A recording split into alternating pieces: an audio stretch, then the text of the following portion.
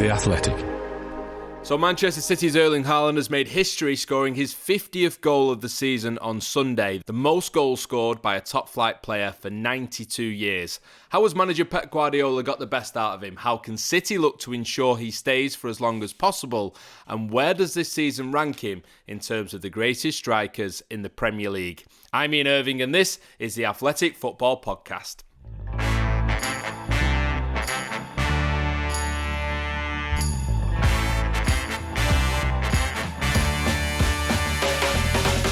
This is Haaland, and this is history.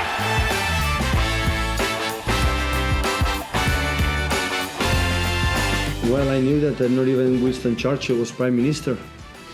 The record today, Erling broke.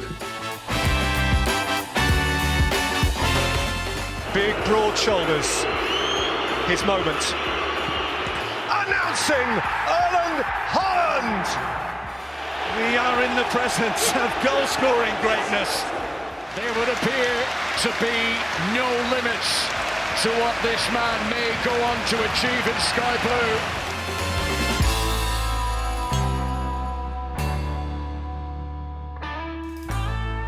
Blue. Okay then, joining us to discuss the goal-scoring heroics of Erling Haaland, we have the Athletic's Manchester City writer Sam Lee, as well as Jack Pitt-Brooke. Gentlemen, welcome. First of all, hands up, who'd heard of Pongo Waring before this week? No hands up. Who's heard of Pongo Waring now? Only in the context of people saying, like, people comparing him to Erling Haaland. I'd be honest, like 2 weeks ago, I wouldn't have been able to tell you who Pongo Waring was. Oh yeah, I've heard of him now. Jack must have heard of him. In a Rothman somewhere. Incredible, isn't it? You've got these players from yesteryear who've done these incredible feats and they just pop up 100 years later. Named after a cartoon dog as well, Jack. I mean, only players from the 1930s can be named after cartoon dogs, surely. I'd never heard of Pongo the cartoon dog. I thought it was a strange name. Turns out the bloke's name was actually Tom.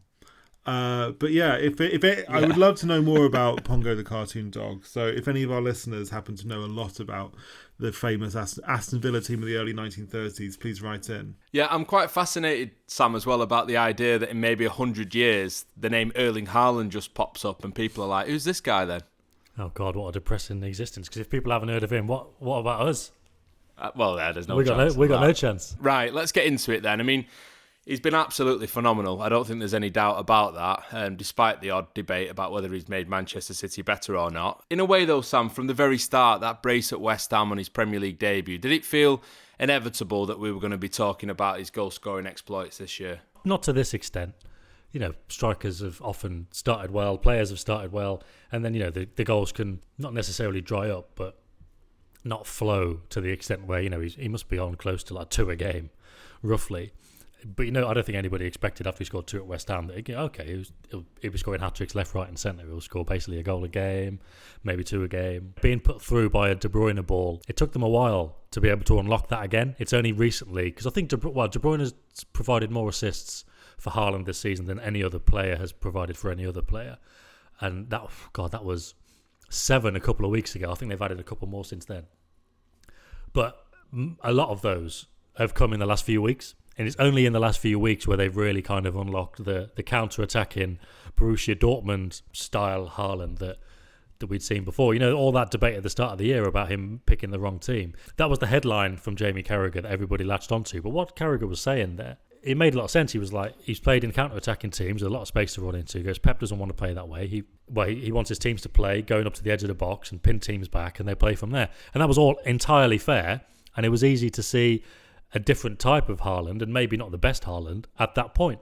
But recently, largely because teams have been more adventurous against City, and City don't have to pin them back in their own box, and the teams aren't sitting back voluntarily in their own box, they have unlocked this counter-attacking Haaland, and that's why, you know, he's really accelerated in the last few weeks and got up to 50 really quickly. I mean, Jack, from the outside watching on, he's had that period recently where he's scored a hell of a lot of goals, but he also had 3 home Premier League hat-tricks in a row at the end of August, the start of September against Crystal Palace, Nottingham Forest and Manchester United. I mean, that was the period really where we first thought, blimey. What is so special about Haaland's season is that certainly to I mean, I was going to say to people our age, to people of any age, it feels so unprecedented. Like, we don't have it, they're almost...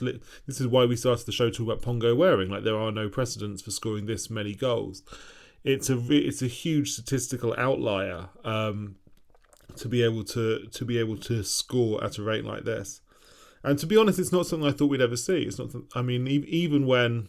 I mean, the only thing I can really remember from my lifetime, Sam will probably know the numbers better than me, is I'm sure there was a point about 10 years ago where Ronaldo and Messi were routinely hitting 50 plus, weren't they, Sam? Yeah. In La Liga, but I kind of... All the kind of European records are dominated by those two. There's a couple of outliers, like you say, but those two were doing it consistently about 10 years ago, yeah. But for whatever reason, I kind of assumed that this would never happen in the Premier League. So seeing it actually happen here... Yeah, that's true, it is quite something, isn't it? I mean, obviously, you cover Tottenham for The Athletic, Jack, but you are a self-confessed Manchester City fan. Do you think he's already a legend for City supporters? If he left this summer and never came back, would he still be remembered forever? I'm sure that if he were to leave this summer, he would be remembered forever.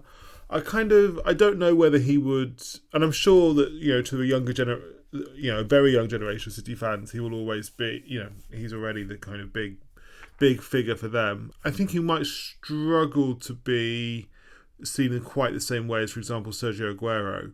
Just because Aguero came in at a sort of more sort of crucial time in City's development. He signed in 2011. It's only 3 years after the takeover. When he signed, City hadn't won the league. He scored the goal and won the league the first time. And so Haaland is... I mean, obviously what Haaland is doing as an individual is brilliant, but he's taking advantage of the hard work that's already been done by players like Aguero and Tevez before him, and those players who City had back in the kind of Mancini era. We've had a generation that's been dominated by Lionel Messi and Cristiano Ronaldo, and we're all waiting to see who emerges as the next sort of group of superstars, or the next single superstar, as there has been at other times. Haaland's up there in line for this. Kylian Mbappe is another one. Do you think the sort of like superhero status of this sort of player can be claimed by Haaland, given his ability, but also his physical attributes as well? He's got quite a look, hasn't he? The flowing hair for the goal the other day, especially. Yeah, in terms of taking on that mantle and kind of, I don't know, the player that people look to around the world. And look, in this kind of post, or almost post, Messi, Ronaldo kind of time to be alive, we're always going to be looking for the next ones. But I mean, that kind of started a long time ago with Neymar and Bale, and never really, they never delivered on that. Because I don't think anybody can really deliver on what Messi and Ronaldo did, and Messi especially. But we're always going to be looking for it, and Haaland and Mbappe are as close as you're going to get. Haaland as a footballer is not anywhere near Messi. He can't do the things Mbappe can do, but then there are things that only he can really do. He is this incredible blend of talents, and because it adds up to so many goals, and like you say, the look, there's kind of that cult personality, how he does it, so ruthless. That is going to put him, in terms of marketing and kids coming through looking up to players, that will put him up there. Trophies as well. The thing about if he were to leave this summer, which I know is just like a kind of ridiculous hypothetical question, I've always said flippantly, like if Aguero had have left after his first season with that goal against QPR, he'd have probably got a statue anyway. But like, if Haaland were to leave this summer, that would be mad. Like, what's all that about? But again, this is why it's a ridiculous hypothetical thing. If you help them win the treble, then he probably would be. Absolutely. Well, if he's the one who's... If he's already got 50, if he scores another 12, 15 in the next few games and gets them over the line in all the competitions, then yeah, he would be. And then that kind of brings it back to the Messi, Ronaldo level. Like, Ronaldo just got him there through that kind of sheer hard work, goals, looking after himself. And that's very broadly similar to Haaland. I think Messi had more magic. I think Mbappe's got more magic. But you can't fault whatsoever what Ronaldo has done and what Haaland's doing, because he makes it look easy and City make it look easy, but it's not. The fascinating thing with Haaland as well, Jack, is when he signed for Manchester City, it seemed like an obvious move. I know a lot of different clubs were trying to get him, but it seemed like an obvious move for City to upgrade what they had. It was a different type of option for them, a bloody-minded goal scorer, even more bloody-minded than Sergio Aguero in some ways, I think, in terms of exactly what he delivers and his ability. But it felt like a surefire thing. But has there still been a surprise at just how good he's been? I mean, did we really expect to be talking about these sort of numbers? I'm not surprised that he's been really good, because he's always had this kind of like slightly freakish thing, Haaland. The sheer volume of goals that he scores, his almost unique athleticism. I can't really remember seeing a centre forward who was quite as it's not just that he's so big and he's strong and he's fast and he eats up the ground the way he does and he can jump like he does and he's so good in the air and the way that he strikes the ball. So I'm not surprised he's been that good, but I thought when he came in, I thought he would score a lot of goals for City, but that City would get worse as a team because they wouldn't be able to fit him in properly. And there were moments about in the sort of first few months of the season, I'm sure Sam will be able to remember specifically when, where it did feel like it wasn't going to work. And at that point, I thought, this is going to be like Ronaldo going to Juventus, or Ronaldo going back to Man United. Like, he will score goals as an individual, but the team will get worse. And so what has really surprised me has been what we've seen become very clearly true over the last, let's say, 2 months, I guess. Haaland is so good, and City are not really losing anything by having him in the team. They're not losing any control. They're not losing anything impressing. And overall, Haaland is making City a better team rather than a worse team. And that's what surprised me, not just his individual goals. It's his performance of late as well, isn't it? Certainly in that Arsenal game at the Etihad, Sam, where it felt like his all-round game was so much better than it had been at any other point. And that was a totally different type of Haaland that we'd seen. A smarter one, a sharper one maybe. Why has it worked so well, in your opinion? A team via Guardiola that's so dedicated to the details and, you know, playing the right passes at the right time, but not just the right pass in terms of where it needs to go, but, or, you know, which foot it needs to be played with at exactly the right moment, because if somebody's about to close down Grealish, for example, they won't pass it to him. The passes need to be at the right moment, the right weight, the right spin on the ball with the right foot to the right foot. With all these details in mind, if you drop somebody into that is as good as Haaland is with his own kind of freakish blend of abilities, it really does become as simple as great team plus great player equals success. But based on what Jack said before, and he's right, and I sort of referred to it jokingly a bit earlier on, but there was a point in the season where there were beginning to be some doubts about whether it would be that straightforward. Absolutely. Because you were saying, oh, well, this point of last year, there was no recognised centre-forward starting every week, and they'd scored more goals. I mean, that's been blown away now, but what was the change? A couple of different sides to it, right? And that is an objective fact, right? That is something that maybe not publicly, he's kind of hinted at it, but if you were to ask Guardiola now, he wouldn't really go into it. But definitely privately, it was an objective fact that Guardiola and his coaching staff felt that they had lost a bit because Haaland can't play false nine anywhere near the level of a midfielder doing it as in previous seasons. So whether it was Foden, Bernardo Silva, Gundogan, Kevin De Bruyne 2 years ago, to a lesser extent. But those three in particular, Haaland can't do that to the same extent. And to kind of highlight the extent to what Guardiola wants from that false nine, he said even Julian Alvarez can't play false nine. And you think, if you look at him do it, and how good he is on the ball in the small spaces, playing short and long, kind of more like a Harry Kane kind of game, he looks perfect for the false nine. Even Guardiola says even he can't do it. So Haaland can't do that, and therefore you can't have the superiority in attack. You can't create those little overloads, you can't bounce passes off quite as quickly, and you can't unpick those deep blocks quite as well as they did last year. You know, the reason they've got two holding midfielders now, and the reason a lot of teams try holding midfielders, is because everyone's high pressing. You know, 10 years ago, 15 years ago, when Guardiola was starting out and you play through Busquets, that's fine because you weren't really getting high pressing. Now everyone's at it. So you need somebody else in there. So you get a fullback coming into midfield, or with Stones now, a centre-back going into midfield to create that superiority in midfield, so you've got more options to play out. And he wants superiority in the final third as well. But with Haaland there, you can't really do that. You need to rely more on like individual actions, getting the ball wide to Mahrez, get De Bruyne to drift out there, little combinations between them. But they have lost that kind of weapon in terms of the link-up man. But the plan was always going to be to get him to improve in those areas, you know, to come short, to play off him. And that's why there was, I'd say before the World Cup, a little bit of a drop-off that nobody really noticed. Because if you think about before the World Cup, everyone was still saying that City would catch Arsenal. It was just regarded as a fact. And look, maybe that's happening now. And it wasn't majorly an issue. Nobody was really thinking, okay, is Haaland the problem here? That only started to happen after the World Cup, around the time they lost to Spurs, they lost to United in the derby. They couldn't get him into the game.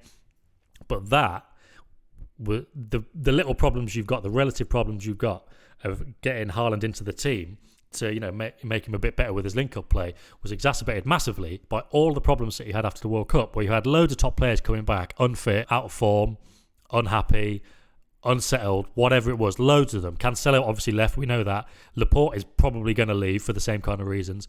Walker was in a similar boat. Bernardo Silva wasn't at his best. De Bruyne wasn't at his best. Gundogan was a bit sluggish coming back. Foden was injured, and I think some kind of other off-field thing like Walker. Diaz wasn't in the team. I think I've just named 7 or 8 key players there. Most of the team. And all of a sudden you think, oh, is Haaland the problem? No, he's not. It's all the people who are trying to give him the ball. Like City, you've got these little problems where they need to adapt him anyway to their style of play, which is like a work in progress, and it's the first season, so fine. Then that's exacerbated by all of that stuff going on. But then the biggest change recently, as I alluded to earlier, is since they played RB Leipzig at home in the Champions League, and then they had Burnley a few days later in the FA Cup, they played 2 teams that wanted to press them and kind of play out from the back, and they created spaces. And if you give City spaces and you give Haaland those spaces, you go back to what Jamie Carragher was saying about the Haaland of Borussia Dortmund. And then all of a sudden you do see Haaland as the player he's always been. And you do see the best of Kevin De Bruyne. The more adventurous teams are against City, which normally means the best teams, so Liverpool, Arsenal, Bayern Munich, maybe Real Madrid, they'll want to play to some extent. Even Real Madrid might defend, but they'll want to play to some extent. They want to press. And if you try and do that against City, because of everything else they've got, they're too good. They'll take the ball off you. They'll play through you. And then you can just play it in behind to Haaland. So in the last 2 months, we've really seen him kick on because of the approach of the opposition. So I wrote an article a couple of weeks ago saying the plan is and was and always has been to adapt Haaland to City. So when they're playing against a low block, to improve his link-up play. But in the last couple of months, they've not really had the opportunity to do that. So it looks like City have adapted more to Haaland. They're more of a counter-attacking transitional team, which they've not been recently at all. They would refuse to counter-attack almost. But what we've seen, and you alluded to this earlier, against Arsenal and against Fulham, you've really seen him drop in, bringing the ball down on his chest, and his link-up play does look better. And I think just as that process of working on the training ground every day, he has improved that side of his game as well. So now that's coming into it as well. It's still not perfect. If City were to play Atletico Madrid rather than Real Madrid, I'd probably be a bit more concerned. Because if you're playing against that really deep block, you might go back to the kind of January, February performances where they can't find him and he doesn't have that impact. But if Real Madrid, okay, they're not going to be gung-ho, but they're going to want to do something and they will leave spaces, and that's when you see the best Haaland. But that's basically been the story of the season. Jack, the adaptation this season, a lot of the time when new players come to the Premier League, we don't see the best of them until maybe the second year, until they've got used to the league, until they've got used to their new team, their new teammates. Almost the remarkable thing is that Haaland's had the numbers throughout this year whilst making the adaptation. He has needed to adapt to City and the league, but he's done it still scoring goals. That has been the most spectacular thing about it, I think, he's got to learn about our league, hasn't he? He's got to learn. It's not the Bundesliga. He's not playing against Fortuna Düsseldorf anymore, mate. And then he comes over here, and in fact, it's still incredibly easy for him. So that stood out. The other thing that's kind of stood out to me is it just feels a little bit at odds with the direction that we've seen in the Premier League in the last 10 years. Because in my mind, the Premier League has moved away from being about being decided by brilliant individuals and towards being decided by the teams with the best system. So if you look at the Premier League 10 years ago, who are the best players? Luis Suarez never won the Premier League. Gareth Bale never won the Premier League. Robin van Persie won the Premier League once at Man United at the end of his career. But generally speaking, Steven Gerrard obviously never won the Premier League. But generally speaking, and all these guys would win, they'd win Football of the Year. But the Premier League, I think, was kind of dominated by brilliant individuals who could do incredible things for their teams, but their team wouldn't really win the league.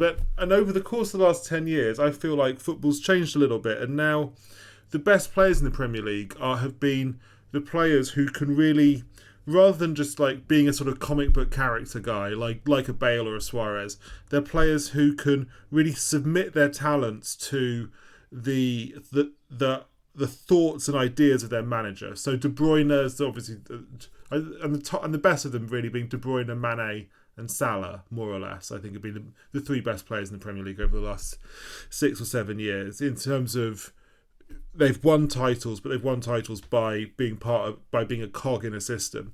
And yet Haaland's come in, he's blown all this away. Haaland's like, he feels like I know for reasons that Sam has explained, he has fitted into the City system, but he's so individualistic. I never thought I'd see the day where somebody would come and score this many goals in the Premier League, and that one player could be this individually decisive in a way that I didn't think that an individual player could be this decisive, could do things that were this unprecedented, score this many goals, win this many games all by himself. And so that's really why one of the reasons why I think Haaland's so amazing is because he's like dragged football back in the other direction, away from the Premier League being all about the collective, towards the Premier League being more about the individual. Another interesting aspect of Erling Haaland's season, Sam, is the fact that City have managed to keep him largely fit throughout this campaign. It's partly the way he's been managed in-game by Pep, and we'll talk about some of the early substitutions and things like that in a moment. What about the way that City have kept him fit? How have they managed to do that? Because one aspect of his career before City has been the odd muscle strain, and he's not really suffered much of that. Yeah, well, Guardiola said the other week, he was asked directly about that, really, how have you managed to stay on top of his injuries? Because he always used to pick up a few here and there. And he's like, I don't know what they did at the other clubs, but we look after him 24/7. And now that is an article I would like to do for the end of the season with everything. I was speaking to a former player the other week, and they hadn't played with Haaland, but they were saying he's an injury waiting to happen if you don't look after him. And they were saying he won't be going out into training. So this is just speculation, but from a player's point of view, with the kind of stuff that works, they were like, he won't be going out into training without having his back cracked, without having his hips aligned. And I was like, gee, what's all this stuff that's going on? But apparently, and I'm writing another article about Haaland. Because of his size, you mean? Well, yeah, just because of his size. Exactly the size, the kind of muscles that he's got, the speed of him, the size of him, all that kind of stuff. But he's just always having massages, like always having massages. Training, not just for him, but at this time of year when there's so many games, and you go in for a recovery session, then you got one day, and then you're preparing for the next. They might just do 20 minutes training on the grass. That's it, and that's particularly the case for Haaland. And then you mentioned the games he's been taken off in. It's like, well, if he's no longer needed on this pitch, if this game's done, you're coming off, because it's all part of looking after him. And this was one of the big pitches that City made to him. Not this time last year, because it was done by then, just about. But about 14 months ago, when they were trying to battle Real Madrid, because I think for a while, City believed that he favoured going to Real Madrid last summer. And they were like, look, if you go there, you have to play all the time. Because if you want to play in all the time, there'll be pressure on the manager. And if there's pressure on the manager, there'll be pressure on the chairman, the president, Florentino Perez. So you're going to have to play all the time. And he was thinking, look, Spain is a less physical league. Because we see him as this massive striker that can shrug off defenders. But he was thinking, in terms of physicality, I'll have it easier in Spain. I'll have a longer career. And it'll be less bruising than the Premier League. And City were like, look, if you go to Real Madrid, though, you're going to have to play all the time. If you come here, we'll look after you. If you're tired, we won't play you. We'll make sure you're fit. We'll give you everything you need. Fast forward to now, he's absolutely delighted with how that's gone, because they've been true to their word. They have looked after him. All the massages, all the hypothetical back cracking and hip alignments and whatever else they do that I hope to be able to find out at the end of the season. They have kind of wrapped him in cotton wool. They've made sure he's trained only 15 minutes if he needs to.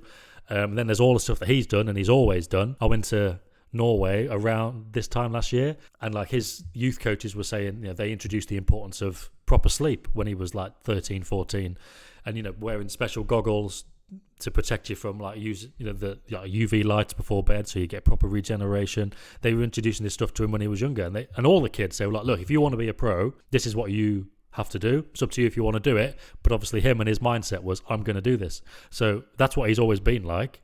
And then you've got City doing everything they can, and off the field you've got the same effect as on the field, whereas you've got City doing everything with the details and the coaching and the passing angles and all this, and Haaland doing everything that he's good at and always has been good at. And off the pitch, he's looking after himself, they're looking after him, and so far he's generally avoided any serious injuries. He's missed a couple of games, but nothing more than that. Fascinating as well, Jack, the way that Guardiola's managed Haaland's minutes at times, and I wonder whether there's a physical aspect to it, clearly by not playing too many minutes, but also the mental aspect of keeping him sharp, keeping him hungry. 6 times this season he's been brought off on a brace. He was brought off against RB Leipzig just over an hour into that game when he'd scored 5 goals and, of course, was just a goal away from making history in the Champions League. He's completed 90 minutes 22 times from 44 games, and 10 of those full 90s have been in matches when he's failed to score. How deliberate is all that, do you think, from Pep? Most likely just a way of managing workload, reducing minutes, reducing the chance from getting injured, knowing that he's, because you want him to play every game, basically, you want to start pretty much every game, so you don't want to overwork him. I wonder if also part of it is just exists a little bit just to annoy him, on the basis that I'm sure he looks like a big kid, like he probably wants to be playing every minute of every game, I'd imagine, and scoring 4, 5, 6 goals if he can. And so maybe taking him off and denying him a hat-trick is there just to kind of keep him a little bit on edge and a little bit frustrated, so that he's desperate to go and get his hat-trick the next time. Sam? At one point, Guardiola said, I'll take him off to keep him hungry. Sometimes Guardiola just says whatever he feels like after the game for whatever reason. So there may be an element of that, but I do think it's largely physical. The job's done. And in terms of him playing the full 90 minutes 10 times when he hasn't scored, I think it's because the job's not done. And you want him on the pitch in case a chance does come his way. City need a goal at that point, don't they, normally, yeah? Yeah, exactly. Like if the game's not... If he's not scored, the game probably isn't done. And then if you want a goal or need a goal, then he's the best man to keep on. But if he scored 2 by half-time, which has happened a lot, or he scored a hat-trick, or 2 even by an hour in, then keep him on. There won't be many games when he scored loads and stayed on all the way. I can think Crystal Palace at the start of the season, but they were 2-0 down at half-time, and then he scored a hat-trick from the second to the 4th goal, and then maybe he got taken off with like 2 minutes to go or something. But as soon as the job's done, he's off. How's Guardiola ensured that Haaland's not been bigger than this Manchester City team this year? Because it would have been very easy, I think, whilst Haaland's the story on this podcast, it would have been very easy for City's season to be just all about Erling Haaland and every story all about Erling Haaland. The press conferences are, by the way, because there's people... But it is though, isn't it? I don't know if it is. I don't know if City do end up winning 3 trophies or, wrestle the Premier League back off Arsenal or whatever. I don't know if it will be just about Erling Haaland. I don't know whether he is bigger than Manchester City at this point. I mean, I suppose in some ways... He is, and I suppose in some ways, the club welcome that, because that takes them to the next level, in terms of his Instagram following, the way that young people in particular follow superstars rather than teams. That helps. They've unveiled the new stadium plans now that are going through. I don't know if this is because of Haaland, but I know that tickets are really hard to come by. Within the club, games sell out, hospitality has been sold out for ages, all season, because it's just the Haaland factor. I'm sure I was told years ago that they always had these plans to develop the stadium, but it was only if they could get somebody like Messi, because they always plan to sign Messi, and that demand goes through the roof. And obviously they never managed to get Messi despite coming close a few times. And now I wonder if because they've got Haaland, that's spurred it into life. Now I don't know, but coincidental timing at least. I mean, in some ways he is bigger than he is the story. But if he's not the full story, it's just because of how well the rest of the team play. If they do win the treble or they go on to win the treble and we keep talking about it, it is because of everything else. Diaz has been great since he came back in. The players I mentioned earlier on who hadn't been working out so well after the World Cup, they've all stepped up and been brilliant. They're all part of it. Guardiola's part of it. They wouldn't be where they are without Guardiola. They wouldn't be this kind of beast without Haaland. But I suppose if they didn't have Haaland, they probably wouldn't be far off. If they'd signed Kane a couple of years ago, what I'm really interested in is if they hadn't signed Haaland and they just played with Alvarez, they'd probably be about the same as they were last year, which was, at this stage of the season, they were going for the Premier League and the Champions League. I imagine it'd be very similar. But Haaland just gives them that extra edge of there's more eyes on them now. We're doing this podcast. I'm writing about him later on. Everyone's interested in Haaland, and in that sense, he is bigger. But in the other sense, he's thriving because of Guardiola and the rest of his teammates. Yeah, the question now, Jack, is what's next for Erling Haaland, Pep Guardiola and Manchester City? There's contract talks, we understand, that would remove a release clause, £150 million release clause, which obviously is a... Now, the release clause is gone. Yeah, and that was already gone, yeah. The release clause was always kind of a bit of a red herring, because if he wanted to leave next summer and he went in and sat down with everyone and said, I want to go, they'd go, okay, fine. Well, we don't want you to, but if you really want to, we'll find an agreement with another club. But the kind of headline is he doesn't want to go. He's really happy. And that's why, there'll be contract talks. Well, the automatic opinion as well, Jack, was that he's going to be here for a bit and then he'll go to Real Madrid. That a lot of the sort of detractors would have just thrown that in Manchester City fans' faces. But a new contract, the removal of a release clause, however that comes about, the opportunity to set records like he's done, to win trophies like he could do as well. What is the future for this combination? It feels a little bit like we're on new ground here. City haven't had a player as famous as Haaland, really, during the Abu Dhabi era. Even their best players have not been players who were amongst the most famous in the world. Aguero at his peak, De Bruyne at his peak over the years, David Silva. Yaya Toure for Africa as well. He's a major player for the continent. Yeah, but even then, Yaya was never... I don't think by fame he was like a top 5 player in the world. I understand. So... Whereas with Haaland, it's kind of different, isn't it? And so it's really going to test out, and and obviously the presumption has always been that the most famous and best players in the world would always end up at, well, traditionally Real Madrid and Barcelona, and more recently Paris Saint-Germain. So this is going to be a real test, isn't it, of whether or not City can be a home to a player of of the profile of Haaland. Because in the past they've never really wanted mega stars, have they? They've always wanted brilliant players who were not huge figures, but clearly they've decided to go in a slightly different direction. I imagine that probably makes sense, but it'll be interesting to see whether Haaland feels like he's happy at City and can get everything he wants at City, or whether eventually he decides that to fulfill himself he will want to go to Real Madrid or another big club on the continent. I genuinely don't know how he will see it, because that's never really been tested, has it? We've never had one of the most famous players in the world playing for City and then trying to force their way out to Real Madrid, so we don't know. No, I'm maybe trying to find problems where there aren't any at the moment, Sam, but what happens when Pep Guardiola leaves Manchester City? I think Haaland's probably the least of the issues there. Nobody knows what happens.